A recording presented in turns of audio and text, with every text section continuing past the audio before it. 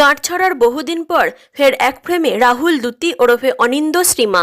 গাঁটছড়া ধারাবাহিকে খড়ি ঋদ্ধিমান, দ্যুতি রাহুল এবং বনি কুণালের জুটি পর্দায় ব্যাপক জনপ্রিয়তা অর্জন করেছিল। খড়ি ঋদ্ধিমান এবং বনি কুণাল ছাড়া দ্যুতি এবং রাহুল প্রথম দিকে গল্পের ভিলেন ছিল। ভিলেন চরিত্রে অভিনয় করে এই জুটি ভালো সাড়া ফেলেছিল দর্শক মহলে। ধারাবাহিকে রাহুল এবং দ্যুতির চরিত্রে অভিনয় করেছেন অনিন্দ্য চ্যাটার্জি এবং শ্রীমা ভট্টাচার্য।